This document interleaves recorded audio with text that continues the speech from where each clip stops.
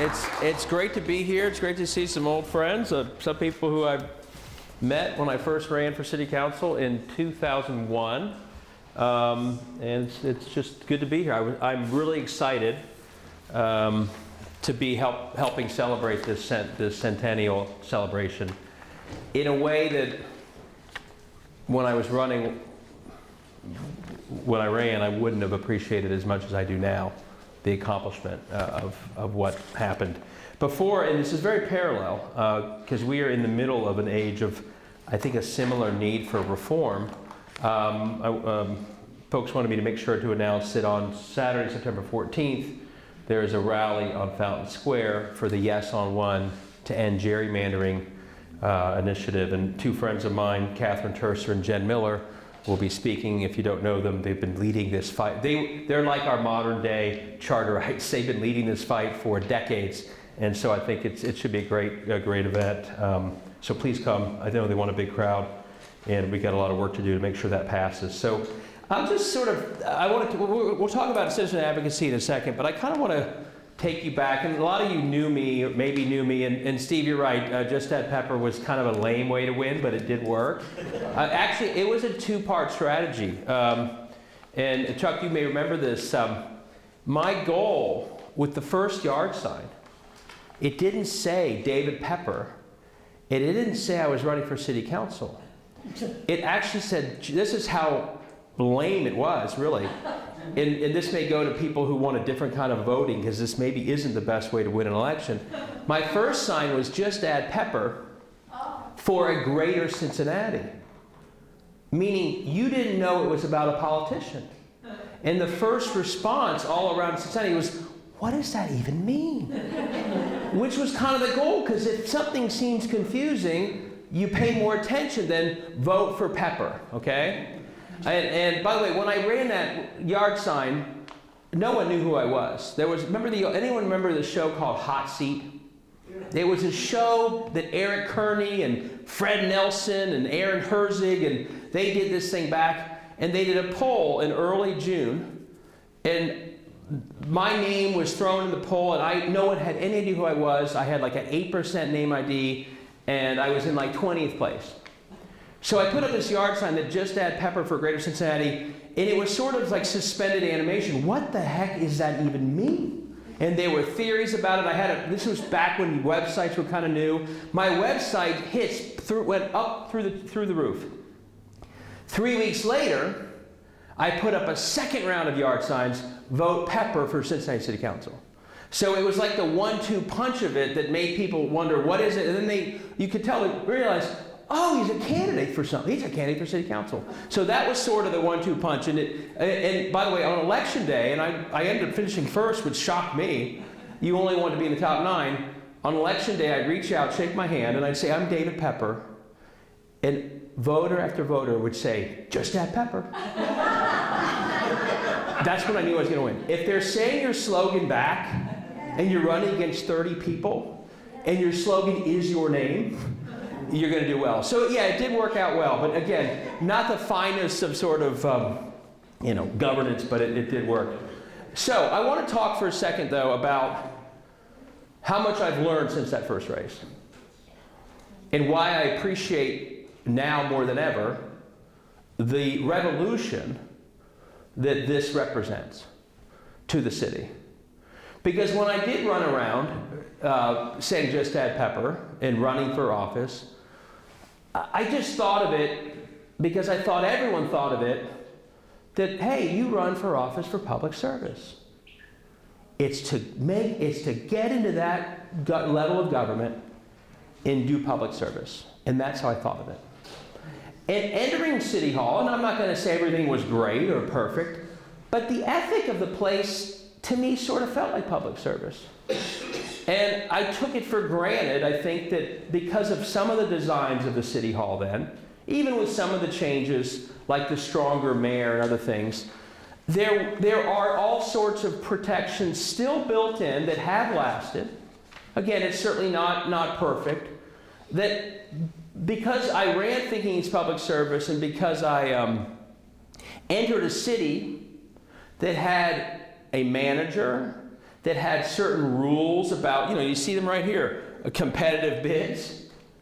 You did not approach staff about things that were their internal job. They were civil servants, not political hacks. So I spent a few years kind of spoiled, thinking, yeah, this is about service, and because City Hall has these rules, isn't that, this is sort of consistent with what I thought. And then Steve mentioned my career path. I got to by the way, I was honored to get the charter endorsement when I ran for county commission. I was very proud of that, because I was running to clean up the county from a system that wasn't doing a whole lot of this. So we worked, and I worked with Todd Portune. We tried to open things up. We tried to bring some other reforms. But when I really saw the problem is when I did run statewide. And that's when the kid who thought it was all about public service kind of got a lot more, realistic, because what I saw around the state, not just state level, which we can talk about, but local, is not at all like this system. And I have spent, and the reason, if you read my book, Laboratories of Autocracy, in some ways it's biographical. It's someone who thought it was supposed to be this sort of public-minded public service, confronting the fact that at many levels, it's the exact opposite. It's a disaster in many places. And it's not just one party. Okay? That's been my lived experience. It turns out, and a lot of you are going to say, well, we knew this, we know this, that's why we've always protected the system with a vengeance, that there's so much, and I know this now, but I wouldn't have sounded like this when I first was running. I literally would, because I thought, oh, it's about public service, and they'll see it that way. That the powers inherent in government, the dollars inherent in government, the jobs inherent in government, are just so darn tempting for people who aren't in it for public service to grab hold of. And it's intense. And it actually takes really intense citizenship and really good reforms to keep all those non-public service temptations from breaking the whole thing. And right now, it's broken in so many places. It's just broken. And one thing that at least I give myself credit for, I can never get used to it being broken.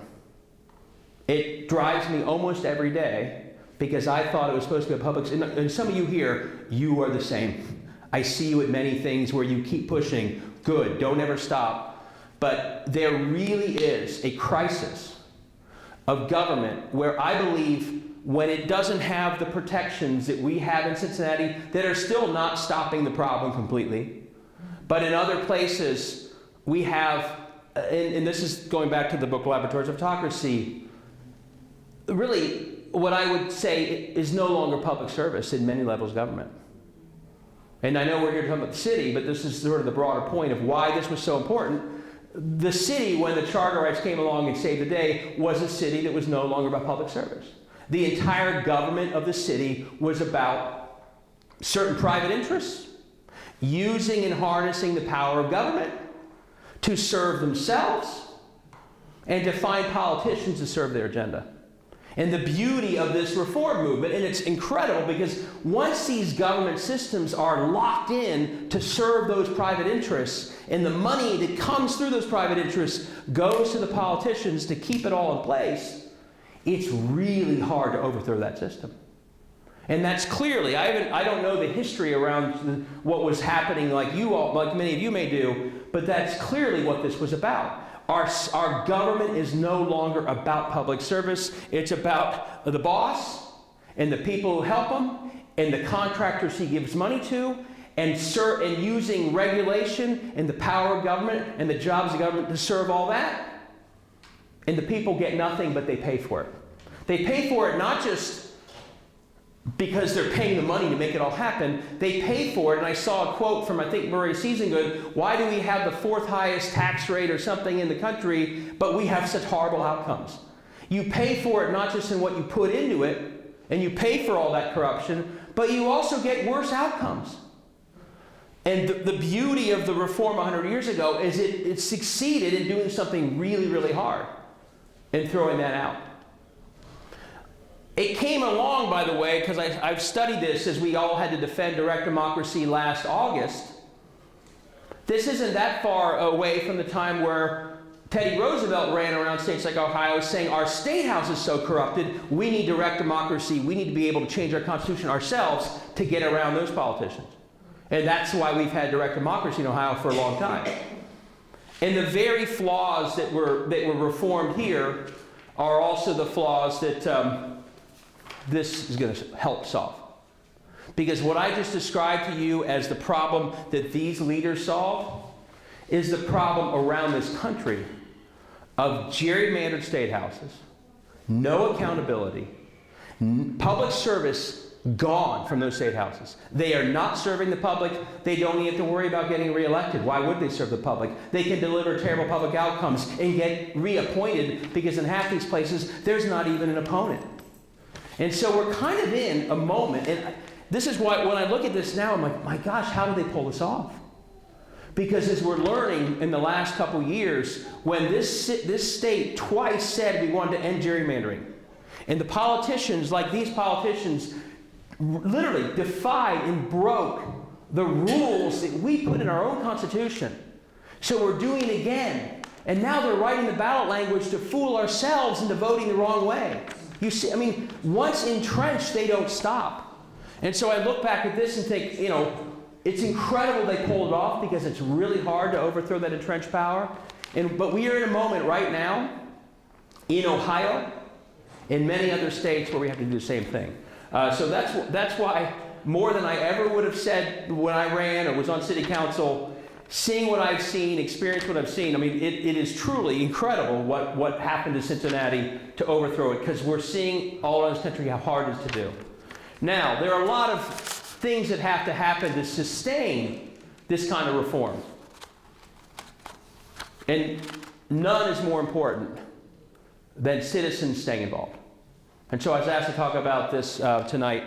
And you know, it's no surprise, it's no accident that part of the charter reform was to create the Parks Commission and the Recreation Commission and the Health Commission.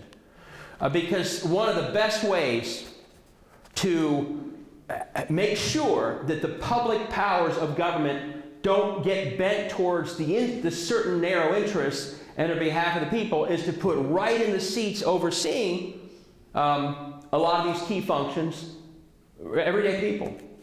Now we know that can turn into appointments that aren't everyday people, but that was clearly the philosophy that empowering regular citizens to be literally formally part of the government was a big part of a reform that was clearly meant to keep folks in check. Going back to the parallel here, this is why I like the idea of getting the politicians out of the districting process and replacing them with 15 citizens.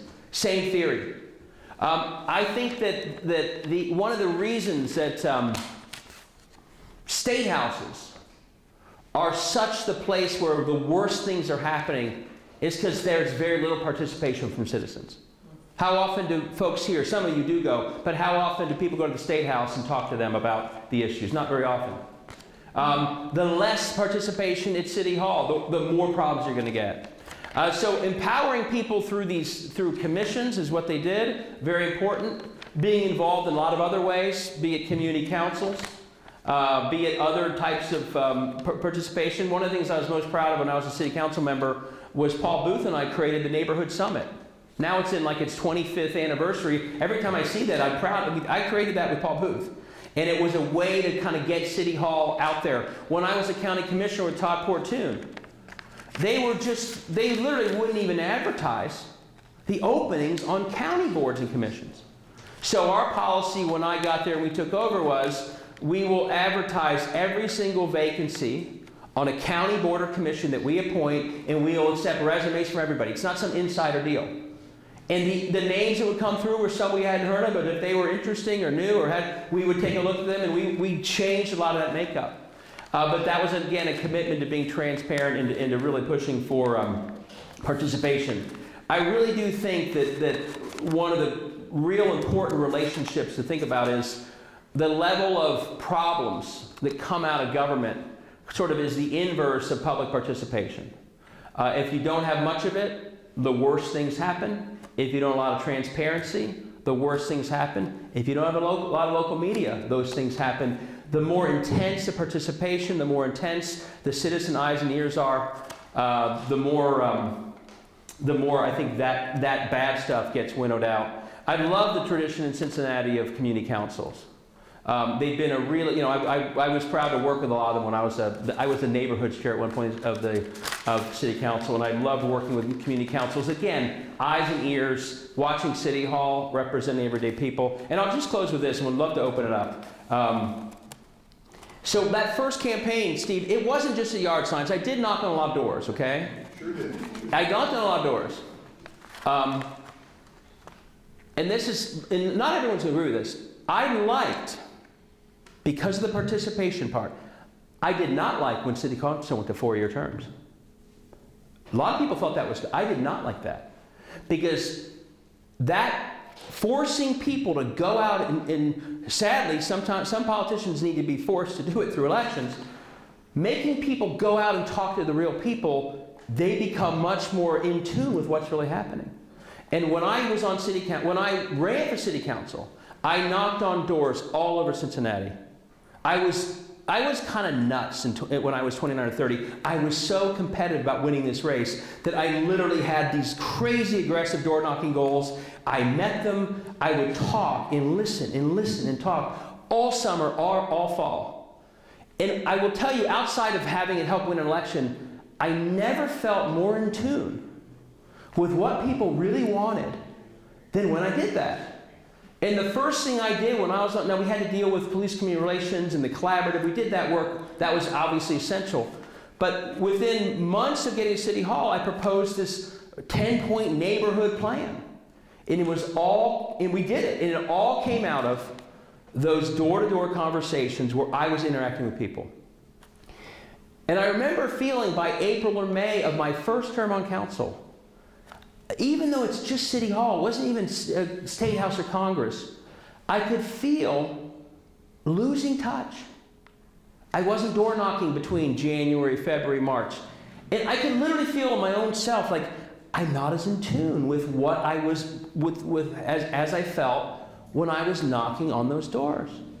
So in the summer of my first year, not even campaigning, I went back out because I wanted to feel that again. And in fact, I went back to a lot of the doors that I knocked on the first time, where people who thought I was some kid, because I was, were like, hey, I remember meeting you and I couldn't believe you actually won. I didn't know how to take that, but they were kind of shocked. But but that kind of constant participation made me feel, and when I watch the City Hall get all spun up on issues, sometimes I can tell those have nothing to do with what I would have heard at those doors. You got to get out more. And one of the reasons I like the 2-year term versus the 4-year term is it was a check that said to council candidates, go back to those community council meetings, go back to those forums, and if you're really doing a good job, go start knocking on doors. And from my own experience, the activity of doing that makes you not just a candidate, but actually a far more representative office holder, because you're really talking to everyday people. So one other thing I'll say, I worry that, as you mentioned, Steve, we think of the battle for democracy as a federal presidential battle. That's sort of been a mindset that democracy is all about whether or not Trump wins or doesn't win. And I have strong opinions on that. I think democracy is safer if he doesn't win. I'll put it that way. Many of you agree, some of you don't agree. But it's been a mistake that we have thought, those of us who really care about democracy, that that's the end-all be-all battle for democracy. And I worry that in the ever-growing complicated world we're in, that we don't see that the true battle for democracy is at all levels. The state houses of this country, which have more power on most issues than Congress, and act more ferociously and repetitively than Congress ever does on what's taught in schools, or a woman's right to choose, or gun reforms, that's all state house. And then you get to the school board level, And so much of the battle of democracy is over our public schools. And then I dare say that you get down to the neighborhood level. I mean, this is there's a point to this. I literally wrote a book, my most recent novel. Most of you probably haven't heard of it. It's actually a fictionalized version of When I Was Kidnapped. Do you all remember When I Was Kidnapped? Yeah. This is a book about that, because I remember it so well, I thought it could make a good story. But the heart of the plot is of a corrupt Cincinnati Planning Commission. And the point of the book is all levels of government right now in America, with all the money out there that wants certain things, with where people pay attention and don't, a planning commission of a city hall could be a very dangerous place. It could be corrupted. All of a sudden you have things happening that people don't want. And I literally open up this book, the scene is a packed planning commission. Believe it or not, this is how we end citizen participation, and a council member, in the plot, I don't want to give away the plot, but none of you are going to buy the book, so I will. The council member refuses to be bought off by interest for certain developments. And he stands with the people who didn't want in Lower Price Hill some new development that would have, displaced them all. And so I was kidnapped randomly, okay? It was a total random. But in the book plot, that wouldn't be a very good book plot. In the book plot, the powers that be are tired of him standing up for the people. And they have a lot of other planning commissioners doing what they want. So, and I wrote the book. It's a fun plot. Some parts are very similar to what happened to me, so some parts aren't that fun. They're quite scary. But the point of the book is to say any level of government these days can be corrupted. And every person in government, we need to have integrity, because even at that planning commission level where no one's paying attention, you could have real problems. So, and also it gets back into why it's important to have not just the politicians sitting on these kind of panels, but others who also reflect the people. So with that, I'd love to just open it up, take your questions, and thanks for letting me go down memory lane for a little bit. Thanks, everybody. Yep, Dot? First thing I'd just like to say, it was the women who passed the charter. It was the Women's City Club and the League of Women Voters and the wives of the all-male Cincinnati Association who got together and got this charter passed, going door to door. And by the way, if we pass this and almost every other reform right now in America, it will be the women as well that are getting it done. My question, though, is asking, I think it was your first book, but you describe how you start out at city council and you get elected, and then you move up to the state level, and your name is well known, but nobody's paying attention to what you're doing. Yeah. So you describe that process and how sure. people encourage. So what's funny is, and this is the problem for state houses, and Steve, you probably had the same experience. Would you repeat? Yeah, the question was about the process of like city council and state house and moving up and down the chain. What's interesting, so my theory on state houses is, if you want to sort of do damage to democracy or seek private benefit as a private sort of player, the state houses are the single best place to go. They're gerrymandered. A lot of these folks around the country, 50% of half the states, there's not even an election in the fall. So there's no accountability. But the other biggie is no one has any idea who these people are. And my story in my book, and I actually called them up to make sure I had the times right, but I'll never forget, it was in Westwood. And at the time, I didn't see this as a problem. Again, I've learned a lot going through this. We had a foreclosure crisis, as you all remember, maybe 4 years into being on city council, my being on city council. And because council members are better known than usually the state reps, we had a forum on the foreclosure problem. And we had 4 city council members sitting on a stage, I was one of them, talking about as if we knew all the answers on foreclosures, when the truth is there's some things the city council could do, and we did some things around housing counseling, all that. But if you really want to solve a foreclosure crisis, that's a state house issue more than a city hall issue, even though, again, the city can do some things. But no one knows that, and no one knows, and everyone thinks City Hall is the source of all things politically, and they don't know about the State House. So we're up sitting on the stage, I don't know if you remember this part of the book, we're sitting on the stage all pontificating about City Council, and we get, after we're done all talking, there are questions, there are people raising their hand in the audience. And one hand that went up was State Representative Steve Driehaus. Steve should have been on the stage. He had more to do with solving foreclosure than any of us did, and he knew a hell of a lot more about it. And so Steve said, hey, I'm working on this up in Columbus. Can I say something? And I literally remember thinking, oh, let's throw Steve a bone and let him say a few words. And when he was done talking, I thought, why are we even up here? He knew more about us than us. He knew more than us about all of it. A couple years later, when Strickland became governor, Steve was one of the people through a task force that did some real statewide solutions. But to the point is, even in Steve's own backyard, people don't think of him as a political leader in the way they think of City Hall, when I'm here to acknowledge that the State House has far more power on almost every single issue that we all care about than City Hall. And that lack of awareness about what State Houses do is an enormous problem for democracy. We need State House. When there's a state rep who does a hearing, people should really be there to talk about all these issues. When they pass crazy laws in Columbus that we have to repeal through things like this, we should be there, but most people don't know about the State House. So the problem right now is if you're looking to cause trouble in politics, the best place to go is a place where no one's paying attention. And that's why State Houses all across this country, I mean, again, these are my opinions. My guess is not everything I'm going to say is agreed to, but if you want to make millions out of gutting your public education system through universal vouchers, go to your State House, they'll do it. And no one even knows. If you want to do all sorts of other over-the-top things, the first energy deal, go to your State House, no one's paying attention.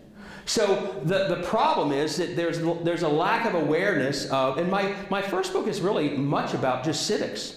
If you care about these issues, the fact that Ohio is plunging in the quality of public schools and all sorts of other things, our health outcomes are terrible, don't just go to the city council meeting, although that's important. Pay attention to the different levels of government that have a huge impact. And one of the things that worries me is there's also efforts that, again, will remind you of some of the old bad stuff to get rid of a lot of those levels of participation. One of the worst things that's happened in the last couple of years is they demolished the powers of the state school board.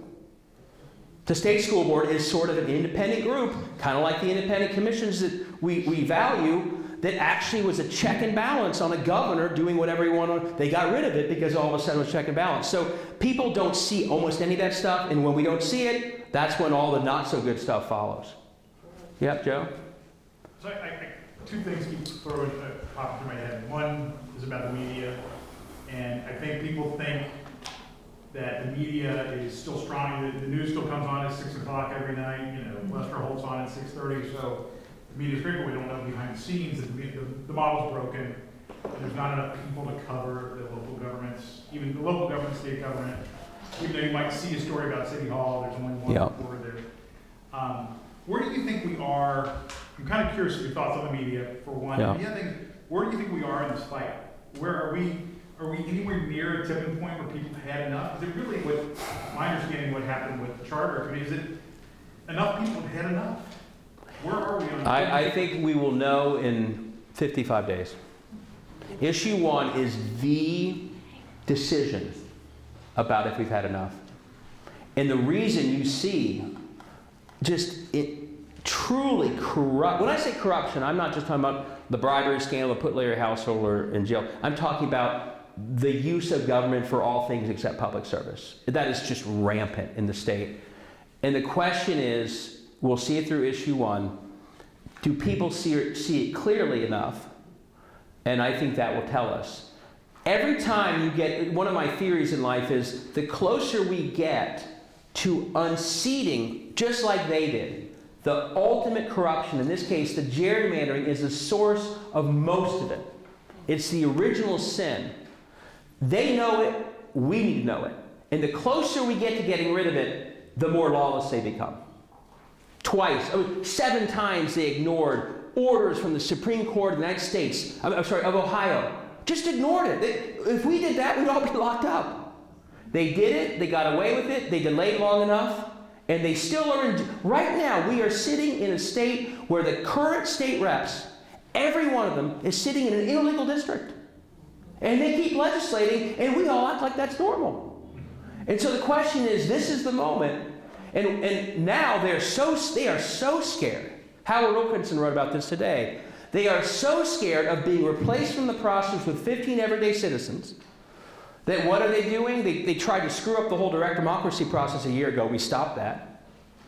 They tried to change the campaign finance law to sue and stop it, and thankfully they made such blunders in doing that it was struck down last week as unconstitutional, so that got stopped. And you all have seen what the ballot language is, right? I mean, Orwell would blush by what they wrote. They basically have written the language to suggest that voting no stops gerrymandering and voting yes keeps it going. When the current map is gerrymandered and putting 15 citizens and some basic rules, I could randomly pick 15 of you would draw a fair map in about a day. But they are literally writing ballot language to do the exact opposite. And the things are so broken in Ohio, we will soon see if the Supreme Court of Ohio is as broken and corrupt as the legislature, because if they hold up that language, they are. They are. This is a real test. The only hope I have is that some of us know, Pat Fisher. He's the only one I have some hope will actually have the guts to say you can't write ballot language that literally says the exact opposite of what the language actually is. If the people see through all of that, then we'll know that, yes, it reached a tipping point. If it doesn't, it's going to be a tough moment for Ohio, because the direction of where we're going is just straight downhill in a system with no accountability. The media, the truth is, Ohio is still lucky. We have far more media than most states. Oh, yeah. I mean, yes, I know it's shocking. But we still have some newspaper coverage of the State House. It doesn't come through much. You're looking at me like I'm crazy, right? But we still have a major paper in Cleveland, a major paper in Columbus, a major paper in Cincinnati. They're not what they were. They have State House reporters who know what they're doing. The State House reporters have integrity. I know these folks. And when I call them up for my book, I'm like, how hard is it? They're like, we are much less than we were, so it's exhausting. We cannot keep up with the dozens of ridiculous laws that are being passed here, but they're still around. I had a young woman call. I've kind of become the one of the national experts on how bad state houses are. So I get all these random calls. I got a call from either Montana or North Dakota or something. It was a young woman. She'd only graduated from college like a year or two before calling me, and she was covering how broken their state house was. And I said to her, wow, what a great job you have. You're covering the State House. I said, do you know the average State House only has 3 State House reporters covering it in that state, which is true. That's why I say we have more. And she laughed and she said, 3? I'm the only one in my state. 1. So the lack of newspaper coverage, again, if your goal is to do bad things and harness state government to do bad things, or local government, the lack of a newspaper is your best friend. If I go around Ohio, I will find corruption. If it's one part, I'm going to sound like all these great leaders, right? The women and men. If you want to find corruption, look for the communities that have one-party rule and no newspaper, and you will have corruption. You will have corruption. Here's the other thing that's a real killer, though, on the State House stuff. One, it's more than just the size of a newspaper. It's more than just the existence of a newspaper. When I used to go to the Cincinnati Enquirer pleading for an endorsement,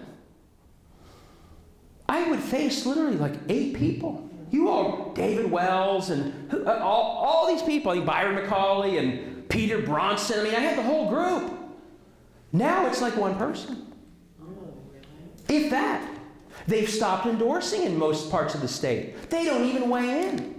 And so the institutional knowledge of newspapers to be able to say what Howard Wilkinson still says, because he's still around but not in a newspaper, this is ridiculous, this ballot language, right? You want an editorial page with experience to call out this stuff, but the more we see the attrition of that experience in the judgment, in the history, the more the paper may still exist, but it's not informing us like it used to.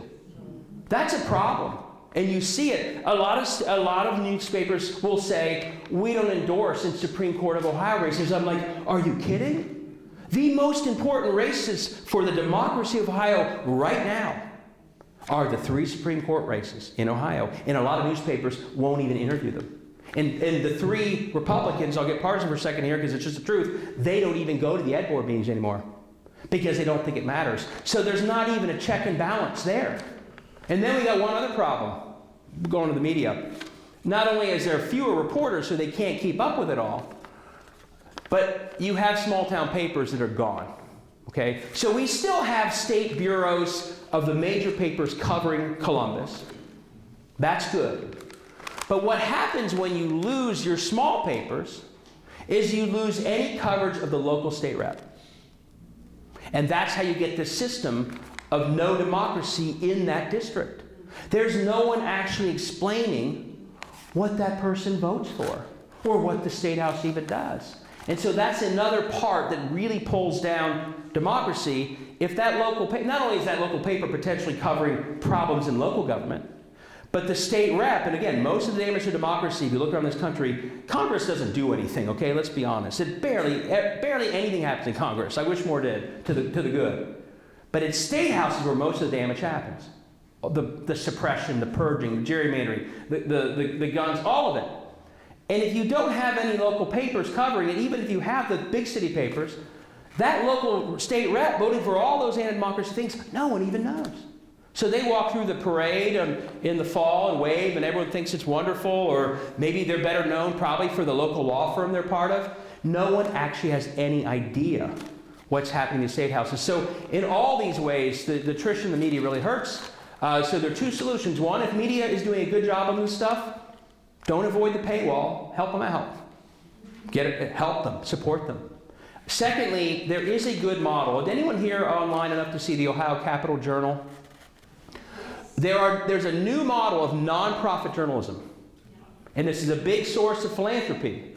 And a lot of the biggest stories and the best coverage in Ohio right now is coming out of a nonprofit outfit called the Ohio Capitol Journal. And it's kind of like Trump didn't like the fact-checking the other day. The State House hates the Ohio Capitol Journal because the Ohio Capitol Journal covers some of the worst things. And so you see it a lot in Texas. It's the Texas Tribune. It's a nonprofit, largely online. They have a bigger staff than any for-profit journalistic outfit in Texas. So the good news is there are some people who see this as a democracy crisis, and they are coming in to invest in, it's real journalism. This isn't sort of fake one side or the other. They're hiring good people. Some of the best reporters in Ohio right now came through the Ohio Capitol Journal. So the nonprofit journalism effort is one of the best things out there that's trying to claw back from this sort of news desert that we have in many, many parts of the country. I know that was a long answer, but yeah, in the back, red shirt. Speaking of single-party dominance and a little bit more locally, our city council and mayor is one party. Our county commissioners are one party. Yeah, okay. And kind of an additional question for the city council. I find our city council uses emergency legislation a lot to subvert the input of the people. So what's your view on it? Yeah. I can't. I probably did that more than you'd want to. So I don't remember. That becomes. You can confess your sins now. Yeah. What's that? You can confess your sins. Yeah. No. Exactly. I would do some things differently now than I did. I mean, hopefully you're seeing someone who's saying I've learned a ton through my process. I entered without any background. I ran a good campaign, and I've been learning ever since. I like the 9 members of council. I respect them. But you heard me just say, true one-party rule without a good paper whatever side it is a risk. And so when I see a body that's only one party, let's just say there's a risk there. And my hope is that what you see, although I think they get along well, my hope is, and I don't watch City Hall every day, that despite the fact that they're all one party, you hopefully see robust debate, No. a willingness to bring checks and balances. No. Okay, again, I'm not watching, believe it or not, I don't watch city cable every day like I might have. I watch it a lot. Yeah. It's 77 and sunny every day. Yeah. No, and I think that, I mean, I'll be honest, anywhere where you'd see that is a risk. When you have one party rule And so, it's funny. I look back, and this is going to sound crazy because I really, really, really have a hard time with everything Pat DeWine is doing right now as a justice. Okay, horrible. He's voting in cases involving his father as a litigant. That is absolutely inappropriate. But when I look back on city council, and he was actually quite reasonable and not hard to work with, it was healthy that he was there. He had things that he was looking for, inefficiencies, other problems. Sometimes he'd grandstand on a way I didn't appreciate. But he did kind of keep us thinking about things that we wouldn't have otherwise thought about. And I do think, I look back and I think that having some balance there probably made us all better. It probably made City Hall better. Now, people are voting. One of the things I think Democrats have done well in Cincinnati is they figured out that running as a ticket is really powerful.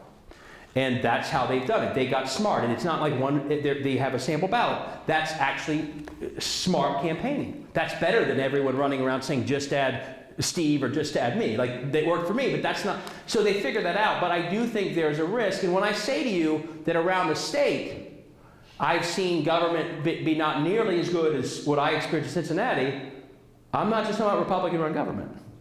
I'm talking about both sides, and including when one party rules, two set in. So what I would say is if a city is mainly voting for Democrats, or all Democrats, I think it's incumbent on people, as well as those office holders, to figure out what are other ways to make sure there's accountability. The thing, I was quoted in the paper saying this, at the risk of having friends of mine who are Democrats mad at me, I also thought it was very unhealthy. Were there only 10 candidates? Yes. That actually was worse. And do you know why? I don't know why, but I just think it's not good. I mean, when I ran, and again, Steve, you would have lived through this stuff too. I looked, and people think this is nuts probably for me to say now, but when I ran, that first time when I did win, I had Nate Livingston on one side. I had Tom Brinkman on the other. The community forums were nuts, but it actually was democracy in action. And I actually probably got a lot out of all of that kind of mayhem. Now, there were often more of us than there were people in the audience. And 2 minutes times 30 was a lot. But versus 10 people running for 9 seats, I think you'll get a better result of 30 running for 9 with a mix. And so the other thing I'd say is, and at some point, if they get sloppy and they aren't in tune, and I'm not saying they're not, I'm not paying enough attention, I actually respect the current council members, but if they're not and other people start running, I think it does even out.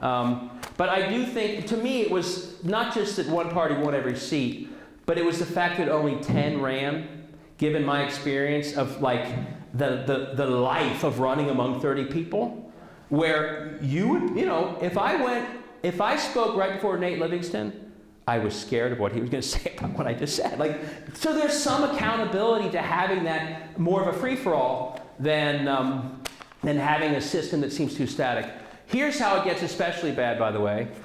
In some places, it gets so static that, and you see this in different levels, and I hope this doesn't happen in Cincinnati, where you start to get to a point where people win, and then they resign, and then they appoint their successor, and then they automatically win, and that starts to sound like a gerrymandered system where there's no choice whatsoever.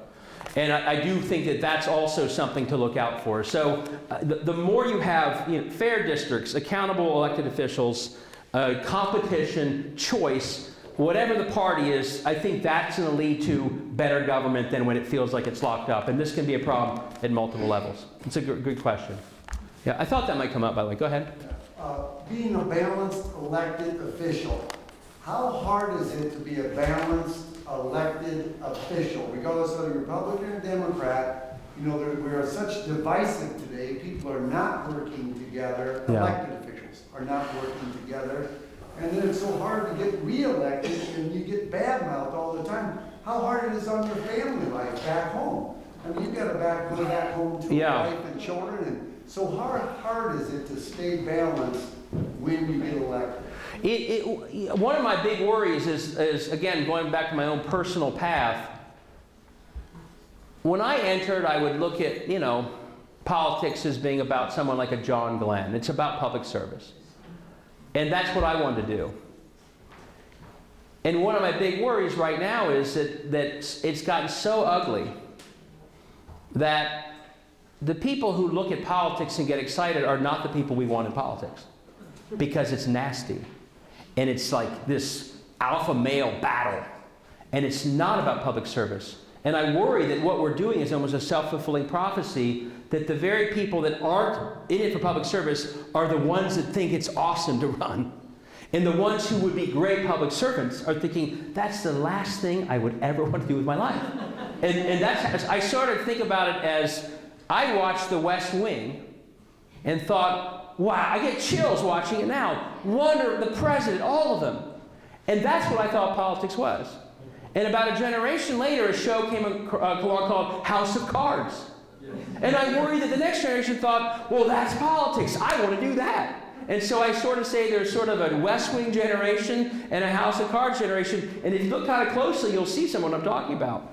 So I worry that and one other little story on this. And this is a really important part when it comes to why aren't young people involved? Why don't they see it? I spoke to a group of interns, and again, this is the part, I don't want to presume anyone's party. I am also a Democrat, as well as proud of my charter endorsement when I ran. But I was speaking to a group of interns at the Ohio Democratic Party headquarters maybe a month before the 2016 election. And you remember, that election was insane, okay? Muslim bans, and that was probably when that video, the access, all of it. And I said to this group, as you would probably say, hey, the reason we adults are so freaked out is this is not normal, what we're seeing. This is not normal. And a young woman, 18 years old or so, African-American woman, raised her hand and to her credit said to me, Mr. Pepper, this is normal for us. It's all we've ever seen. And she was right. Since she was 10, they had questioned the birthplace of the president because of his skin color. You know, a bunch of us, I'll confess my age, when I was young, I watched politics on 3 Sunday shows. Sam and Cokie, Tim Russer, their predecessors. I'm so old, Fox News didn't even exist. There was no internet. None of that. So it was kind of calm, right? Politics was these sort of moderate, Warren Rudman was on all the time. Or they would throw the moderates on and they'd sound moderate, and then the host was moderate. Now look, 24/7 crazy television, gerrymandered television, you watch what you want to see, crazy social media, crazy radio. And so if you're 20 years old right now, what you have seen is horrible.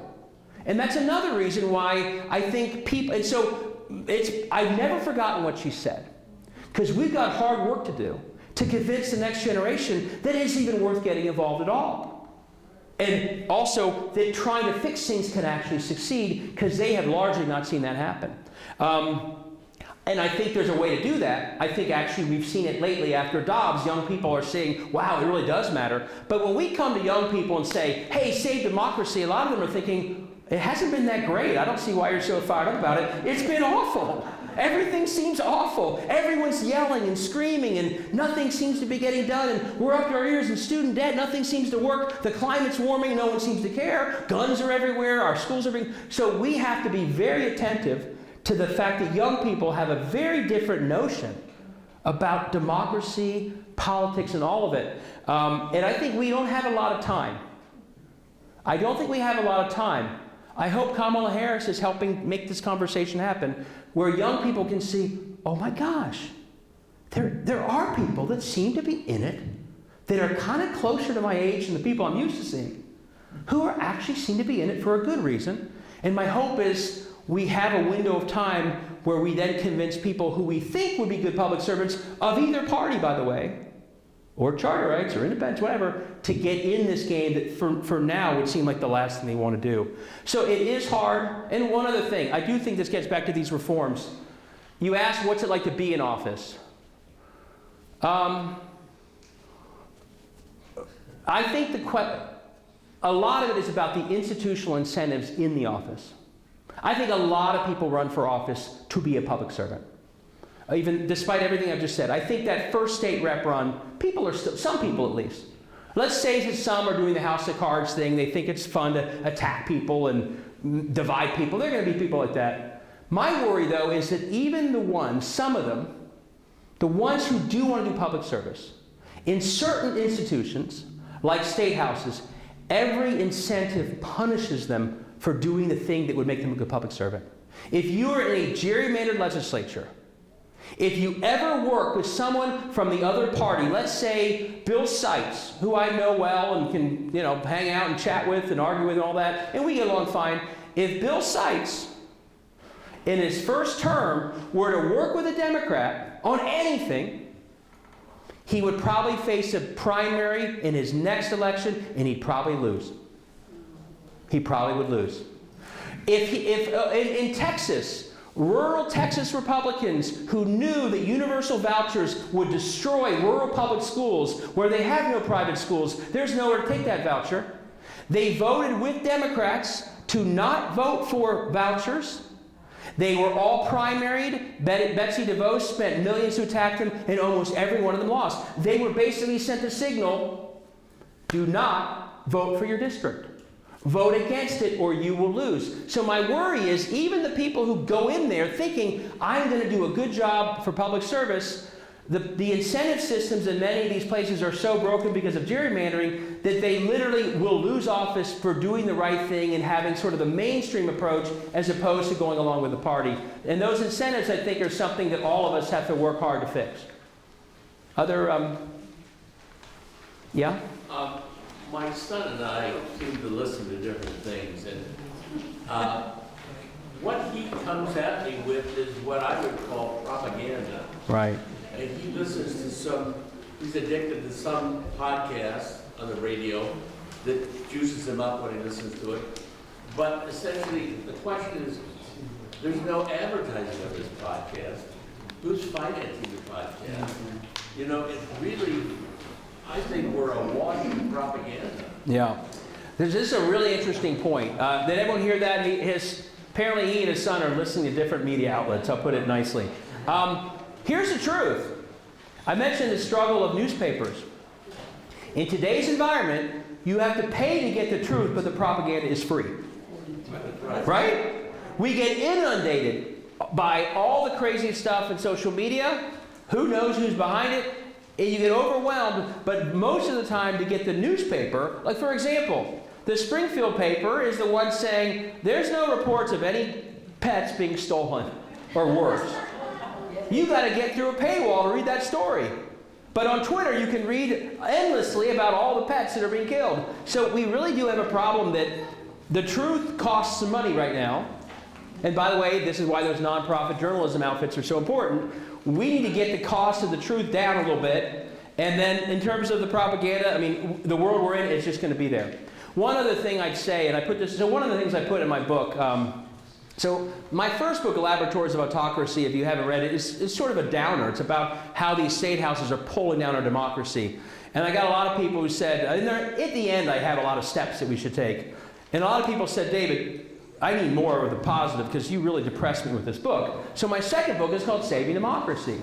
And I go through all the things that we can all do. And so the thing I'd recommend with you, your son, and everyone else is every one of us has a footprint in this world that, and you all together have a huge one. And so to the extent that you're digging in to understand the truth, if you're on Facebook or you're on social media or any other way, you share what you know to be the truth. And if enough people do that, it battles back against that propaganda. If we get overwhelmed by only the negative stuff, then a lot of people run around with a false impression. So one thing is, once you realize the battle for democracy isn't just about a few federal offices, but it's every level, everywhere, then your footprint can play a real role in turning it around. And these days versus 30 years ago, all of us on our social media outlets or anything else can get a lot of information out there to those who follow us and respect us about what's true and what's not. Yep, Don? Down at the local level, whether charter board or the members of the council elected the mayor. And also the city manager worked for all of council. Right. Now it's very clear that the city manager works for the mayor. Right. And what impact do you think that has? Yeah. That's a good question. So I supported, and I was brand new, I wasn't even in office yet, I liked the stronger mayor version.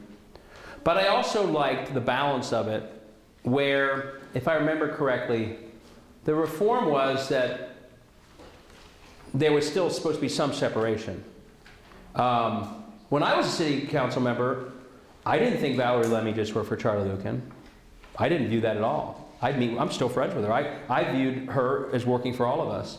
And I think that was healthy. Now, they were close, but I did, and if there's the impression that it's the manager, the mayor, and the council just sits on the side, I think that's less healthy. So, you know, I thought the hybrid was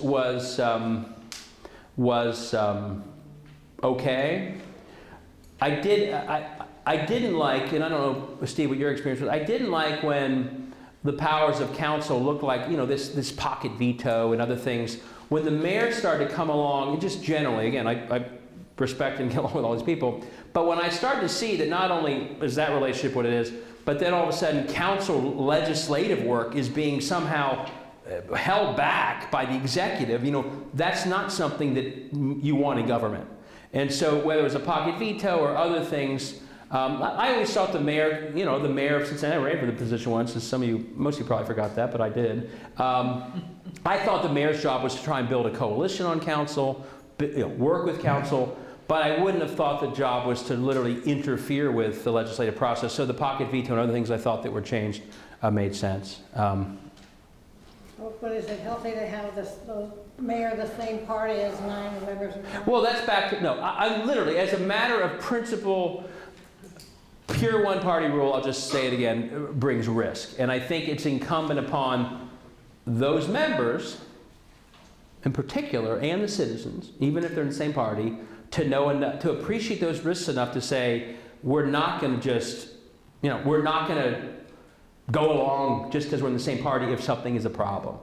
We're not going to, you know, keep our mouth shut, or we're not going to aggressively find savings if there's a waste. I mean, and the more one party, Pat DeWine never had that worry because he was in the other party, and that's probably why I did it more. But I think it's incumbent on everybody, and normally in most of these places, not all, you still end up having factions where that does happen, and as much as that may annoy people, in the world of checks and balances, that's probably a good thing.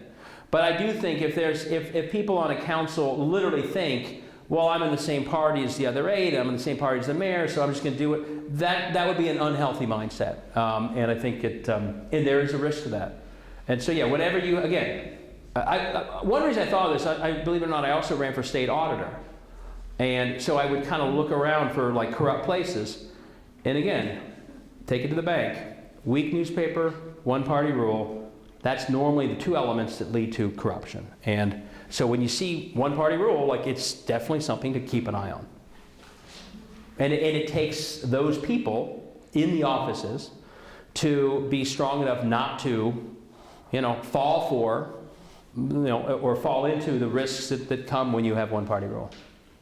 You have time for one? Yeah, one more question. The library's going to close at 8 o'clock. Yeah? No longer said, we're very clear Yeah. about that. This isn't really a question. I'd just like to reinforce what you said about the Ohio Capital Journal. Yeah. If we really need to keep our eyes on what's going on in Columbus, everybody subscribe to the Ohio Capital Journal. They will send you an email every day, so Yeah. you'll know everything that's going on. And like David said, if you recognize the importance of newspapers, you have to subscribe to them. Yeah. How much is the Ohio Capital Journal? Oh, I think it's like $25 a year or something. Okay. Yeah, but and by the way, one thing they do, they don't just write their own stuff. Their stories will end up in other papers. So they help populate, you know, again, Channel 5 doesn't cover the State House. Most don't. But an Ohio Capital Journal sometimes will break through. And again, back to the problems of a week in media, I hinted at it. Even if that paper is still there, if the Howard Wilkinsons are all gone, you don't, or there's a really amazing reporter named Laura Bischoff, the best investigative reporter in Ohio. These are people with decades of experience, and they're more expensive. They have higher salaries. And one of the things these nonprofits, and so a lot of these papers, if they still exist, have gotten rid of those people. And so one thing the Ohio Capital Journal can do is have the investment to not just have, you know, the beat reporter covering the day-to-day breaking news, which you need, but also the amount of investment that it takes to hire someone who can dig up the scandals. And if you're looking in Columbus right now, you know there's a lot of scandal to be covered. But if you don't have someone really good with the experience to ask tough questions of people caught in scandals, you'll never get to the bottom of them. And so that's the other reason having some robustness to journalism is so necessary, versus if everyone is sort of just getting started, paid almost nothing, bouncing around every 2 years to find a little bit of a raise, you don't get the wherewithal to actually get to the bottom of things like ECOT scandal, First Energy scandal, or the other ones that are here every year, because often there's no transparency about them. And please come down to the square on Saturday at noon. Yeah, let me just go, I know you give me the hook. To Joe's school, this is the tipping point, folks. This, if we pass issue 1 and they are lying so badly about it, it's been ahead the entire race. It's been 57% for firing the politicians and replacing them with 15 citizens. This would literally be Murray Season Good's statewide platform, okay? This is a massive change. It's been ahead the entire time. They know it. That's why they're trying to adopt the language of being against gerrymandering, because they know the people are. And so the next 55 days, there's a presidential race or Senate. Winning this thing is literally, if we beat this thing, I think it lets us start to claw our way back from a very broken state government. So go to the rally, whether or not you go to the rally, whatever you can do, including talking to your son, get him the right information on issue 1, more than any other issue and these 3 Supreme Court races. If you want to save Ohio's democracy, it's yes on 1, and it's putting in place a Supreme Court that will actually respect issue 1 and make sure it happens. Thanks, everybody. I really appreciate the conversation. Take care.